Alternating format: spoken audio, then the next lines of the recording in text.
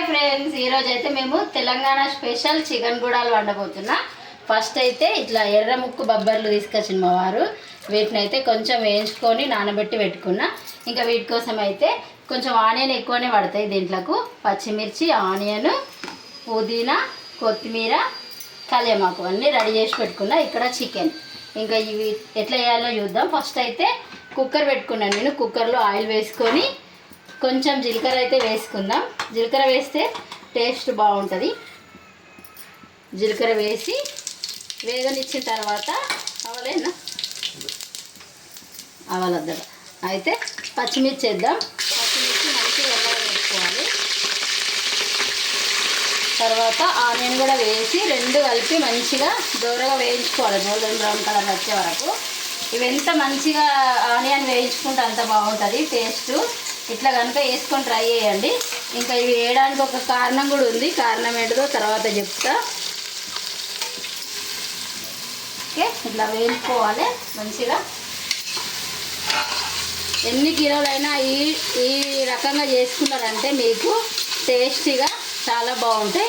ఇంకా ఇవి వేగాలంటే మనం కొంచెం అయితే సాల్ట్ కూడా వేసుకుందాం. దీంట్లో సాల్ట్ వేసుకున్నామంటే ఆనియన్ మంచిగా వేగిపోతుంది.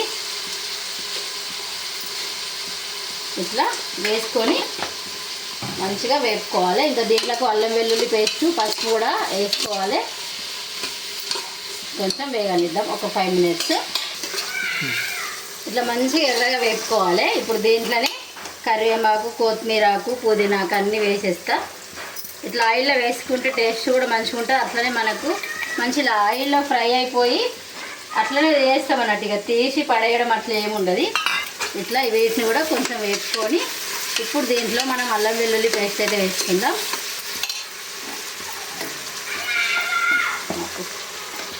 అల్లం వెల్లుల్లి పేస్ట్ వేసి దీన్ని కూడా మంచిగా వేగనిద్దాం పచ్చి వాసన పోయే వరకు.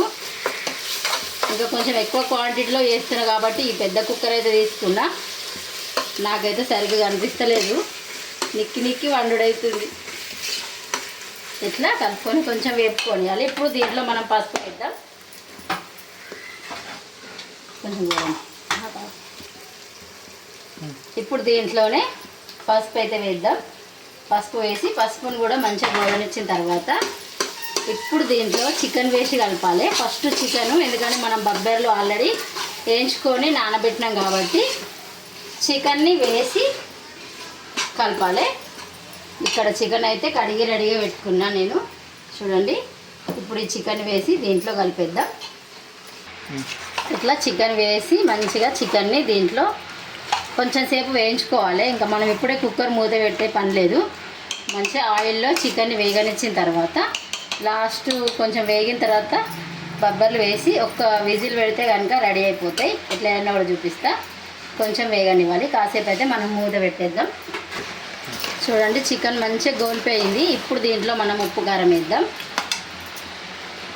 ఇంకా 10K సబ్స్క్రైబర్స్ అయినందుకైతే కాదు, మేము వారం రోజుల నుండి ఈ మధ్య మొత్తం దావతులలోనే తిరుగుతున్నాం. చాలా వీడియోస్ అప్లోడ్ చేసేవి ఉన్నాయి.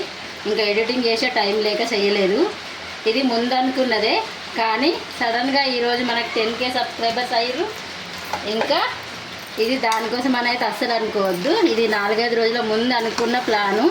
ఈరోజు ఇది అది రెండు కలిసినాయి అన్నట్టు. ఇట్లా మంచిగా కలుపుకోవాలి. కలుపుకున్న తర్వాత ఇప్పుడు సాల్ట్ కూడా మనం అప్పుడు కొంచెం వేసుకున్నాం కదా, ఇంకా కొంచెం అయితే ఇప్పుడు వేద్దాం. వేసి బొబ్బర్లు వేసేసి ఒక్క విజిల్ పెట్టేస్తే అయిపోతుంది. రెడీ అయితే ఎమ్మి గుడాలు ఎట్లయినా కూడా లాస్ట్లో చూపిస్తా.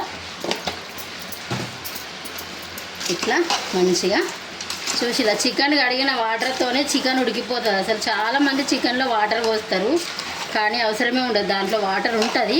మనం చిన్న మంట మీద దగ్గర ఉడకబెట్టుకున్నామంటే ఇట్లా జ్యూసీ చికెన్ ఇట్లా కూడా కర్రీ వేసుకొని తినచ్చు. అసలు ఇది ఉడికిపోయినట్టే. కానీ ఇప్పుడు మనం బొబ్బర్లు వేసేసి ఉడకబెడితే ఇంకా తెలంగాణ స్పెషల్ చికెన్ గుడాలు అయితే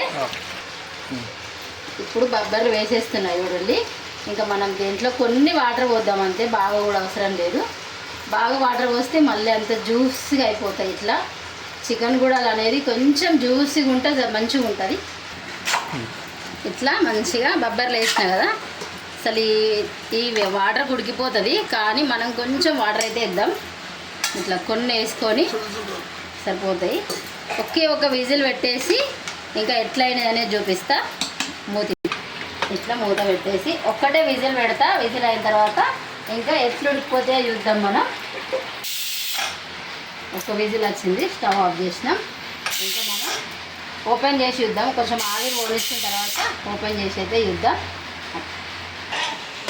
చూడండి, ఎమ్మి ఎమ్మి తెలంగాణ స్పెషల్ చికెన్ గుడాలు చూసిర్రా ఎంత మంచిగా అయినాయో.